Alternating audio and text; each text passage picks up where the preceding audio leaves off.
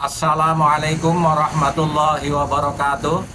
Saudara-saudaraku sebangsa dan setanah air yang kami banggakan, langsung saja mari kita dengarkan bersama klarifikasi Bung Haji Rhoma Irama terkait gorengan para mukibin Pekok dan Khabib Gebolowi ketika ada pertemuan bersama jajaran pengurus Nahdlatul Ulama di kantor PBNU.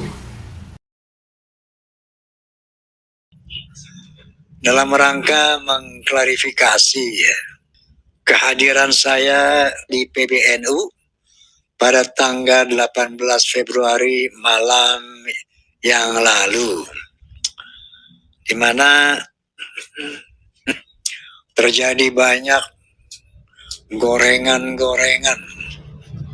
Yang namanya gorengan ini, kalau minyaknya kurang bagus, bisa merusak kesehatan. Tapi begitu kalau gorengan berita ini, kalau niatnya kurang bagus, bisa merusak situasi sosial kemasyarakatan. Baik, saya ingin menjelaskan kronologi tentang ceramah saya di PBNU. Seperti apa sebenarnya? Karena ada berita bahwa Rhoma Irama sudah bertobat tentang Ba'alawi, bahwa Rhoma Irama sudah mohon ampun kepada Ba'alawi, bahwa sudah mengakui Ba'alawi keturunan Rasulullah. Tidak seperti itu. Ya, Rhoma sampai detik ini masih dalam keyakinan hakul yakin bahwa Ba'alawi bukan keturunan Nabi Muhammad Sallallahu Alaihi Wasallam. Adapun undangan PBNU itu adalah saya diundang oleh seorang teman untuk menghadiri undangan itu. Katanya adalah dalam rangka memberikan tausiah di hadapan para mubaligh NU tentang bagaimana dakwah dalam musik. Oke, begitu saya datang ke PBNU, biasa seperti biasa disambut oleh pengurus. Masuklah ke ruangan ke aula. Nah, ini kejutan yang pertama, tiba-tiba di sana ada satu sosok Ba'alawi. Ada seorang Habib dengan jubah putih gitu. Ini kejutan pertama. Loh, kok nggak dikonfirmasi sebelumnya gitu kan, bahwa akan ada penceramah dari Ba'alawi. Ini kejutan pertama. Begitu saya naik ke panggung, kejutan kedua terjadi. Ternyata Ba'alawi ini teman lama saya yang namanya Habib Muhammad Syahab. Masya Allah, beliau ini teman lama, teman karib, sahib karib. Pernah berjuang sama-sama di Partai Idaman dulu. Beliau mensupport Partai Idaman, diantaranya ketika kita mengadakan deklarasi idaman di Tugu Proklamasi, beliau nyumbang hadroh, saya minta hadroh. Itulah Habib Muhammad. Ya, tentunya terjadilah satu keharuan yang luar biasa. Ketemu sahabat lama, teman lama, masya Allah, indahnya pertemuan itu. Namun di balik pertemuan yang mesra itu ada satu hal yang mengganjal, adanya polemik kan gitu ya. Coba Anda bisa bayangkan kan ya? Kami berdua tentunya, beliau juga tengah menghadapi polemik yang dilakukan oleh Rhoma Irama nih. Rhoma Irama tidak mengakui Ba'alawi sebagai turunan Nabi. Tiba-tiba ketemu dua orang sahabat ini. Bayangin bagaimana psikologi kita tuh. Masya Allah. Oke.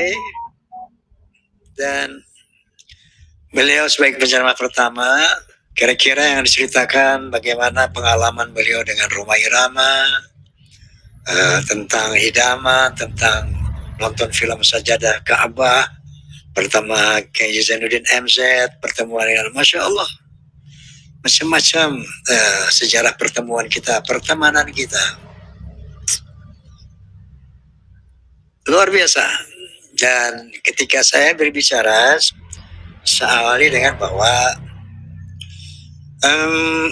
dalam podcast saya tentang polemik nasab, berkali-kali saya utarakan tanpa kebencian, tanpa kepentingan. Illa perintah Allah, wa tawassaw bil haqq wa tawassaw bis sabr. Itu yang saya utarakan. Nah, selanjutnya saya menyampaikan dakwah tentang bagaimana berdakwah dengan musik terus sampai akhir. Dan diakhiri dengan foto bersama dengan penuh keharuan bersama, khususnya dengan Habib ini, disaksikan oleh banyak media, banyak. Saya lihat orang cetret. Gue udah mikir ya, ini masih rame nih, gitu. Gorengannya bakal rame nih, gitu. Saya udah prediksi juga, ternyata benar. Pemirsa, maksud saya begini, bahwa sampai saat ini saya masih berkeyakinan, nggak berubah, bahwa saudara kita klan Ba'alawi memang bukan turunan Nabi. Memang dasarnya dari ini, ulama Nusantara menggugat nasab palsu dari Kiai Haji Imaduddin Utsman Al-Bantani. Sebelumnya beliau menulis kronik perjalanan ilmiah tentang nasab palsu Ba'alawi. Kemudian ini juga saya baca dari Rabithah Alawiyah, ya, risalah tentang Ahlul Bait dan nasab Ba'alawi. Nah, jadi sampai detik ini banyak tokoh-tokoh ulama yang punya kaliber nasional, nggak usah saya sebut namanya ya. Di antaranya ada yang bilang bahwa di Tarim itu nggak diaspal, dibiarkan pasir begitu.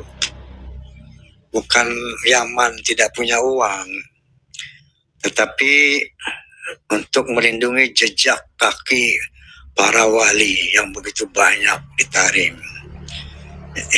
Ini astagfirullahaladzim. Jadi klaim-klaim mereka, pengakuan-pengakuan para ulama, tokoh-tokoh ini, ya, tidak mencerdaskan dan tidak meyakinkan, tidak merubah keyakinan saya. Bahkan terakhir ada seorang tokoh NU, seorang Gus, memberikan penjelasan tentang sejarah Ba'alawi, juga tidak merubah keyakinan saya dan keyakinan orang banyak. Karena setelah Kiai Haji Imaduddin Utsman mengadakan penelitian, disusul oleh Kiai Haji Nur Ihya meneliti juga, disusul dengan Kiai Haji Alawi Al-Bantani meneliti juga, disusul oleh Kiai Haji Ubaidillah tapi non Ba'alawi dari UIN Semarang meneliti juga, ya. Dan banyak lagi Kiai Haji Mustamar meneliti juga. Semuanya penelitian mereka ternyata sinkron, bukan copy paste dari Kiai Haji Imaduddin.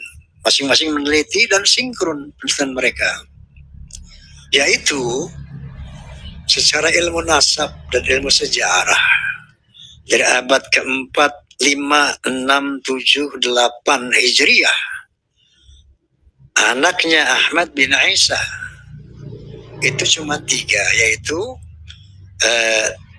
Muhammad, Ali, dan Hussein. Baru pada abad 9 akhir muncullah anak yang keempat, yaitu Ubaidillah, tasghir daripada Abdullah, anak Ahmad bin Isa, di mana Ubaidillah ini tidak tercantum sepanjang abad 4, 5, 6, 8 itu muncul. Ini satu hal yang belum bisa dibantah oleh mereka. Dalam kitab bantahan Rabithah Alawiyah yang ditulis oleh Hanif Alatas, bahwa kebenaran satu nasab tidak perlu kitab sezaman, ini dalil mereka. Cukup zuhrah was istifadah, zuhrah wal istifadah, termasyhur dan viral, cukup, tanpa harus ada kitab sezaman. Nah, tentunya ini yang membuat kita kurang yakin ya. Ditambah lagi, sampai detik ini belum ada yang mengcounter secara biologi, yaitu penelitian daripada Dr. Sugeng Sugiharto yang menyatakan bahwa klan Ba'alawi ini haplogrupnya G. Dalam penelitian dari satu agen DNA, yaitu Family Tree DNA.com, 183 kaum Ba'alawi di Yaman dan sebagian di Indonesia ternyata haplogrupnya G. Sementara haplogrup Rasulullah SAW adalah J1. Ini tidak terbantahkan sampai sekarang. Bahkan sebelum ada polemik, kita tahu sendiri bahwa sahabatku yang saya cintai banget, Muhammad Rizik Syihab, barangkali kalau saya ketemu sekarang pasti kayak Habib Muhammad kemarin tuh, gue peluk-pelukan, tangis-tangisan pasti. Karena kita sahabat, bukan teman asal teman, sahabat. Cintanya sampai menusuk ke hati. Kalau ketemu Rizik Syihab pasti gue perangkulan, gue tangis-tangisan. Jangan-jangan gue tabung-tabungan pipi kan. Nah, tetapi Masya Allah, kulil haqqa walau kana murra, saya harus mengatakan yang benar walaupun itu pahit.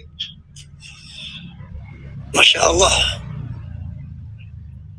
Ini beliau sahabatku dulu bilang sebelum ada polemik, ini ada rambut Nabi nih, ayo tes DNA, gitu kan. Nanti ketahuan tuh yang DNA Nabi kemana kalau zuriyah palsu. Ayo tes. Begitu ada polemik, mantunya mengcounter statement mertuanya, haram tes DNA. Inilah yang menambah keyakinan kita bahwa memang mereka bukan turunan Nabi. Bukan turunan Nabi. Juga secara filologi oleh Profesor Menahem Ali, secara filologi, sejarah peradaban manusia dari data eksternal, memang ternyata orang Yaman itu bukan orang Arab, sementara Rasulullah adalah Arab. Nggak nyambung kalau Ba'alawi ini, yang orang Yaman ini turunan Nabi. Jadi dari berbagai kitab Imaduddin dan para kiai yang lainnya, itu tidak terbantah oleh kiai-kiai yang membela Ba'alawi. Dari sisi ilmu biologi DNA juga nggak terbantah, filologi nggak terbantah. Nah, lalu apa sih goalnya kita berpolemik ini? Tentunya kita ingin, ya Allah, bersahabat kembali. Saya Roma Irama ingin bersahabat kembali dengan Muhammad Rizik Syihab, Ali Kuita, Ali Zaki, kepada Sehan. Masya Allah, teman-teman gue semua itu sahabat banget. Rindu saya kepada mereka. Itu di hati saya mereka ini. Lalu dengan polemik ini bagaimana? Makanya saya selalu mengatakan, motif saya adalah tawassau bil haq, menjalankan perintah Allah untuk mengatakan yang benar. Nah,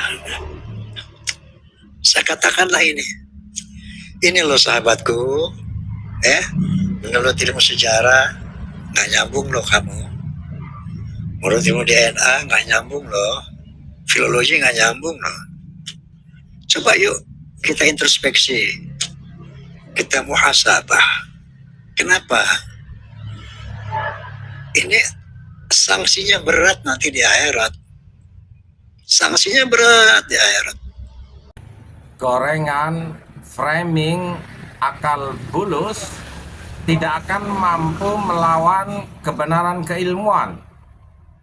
Jadi para Kabib Debolawi dan mukibin pekok, berhentilah melakukan tipu muslihat di dalam mempertahankan klaim kalian sebagai keturunan baginda Nabi Muhammad Sallallahu Alaihi Wasallam. Mendingan kalian pada taubat, meminta maaf kepada bangsa Indonesia atas kelakuan busuk kalian selama ini. Untuk para mukibin, silahkan minggir agar tidak ada bentrok sesama pribumi. Ini urusan Kabib Debolawi, bukan urusan kalian. Biarkan para Kabib Debolawi, terutama Rabithah Alawiyah, menanggung akibat dari kelakuan busuknya selama ini. Ketahuan double di bumi pertiwi dan saatnya rungkat. Bersiaplah. Wassalamualaikum warahmatullahi wabarakatuh.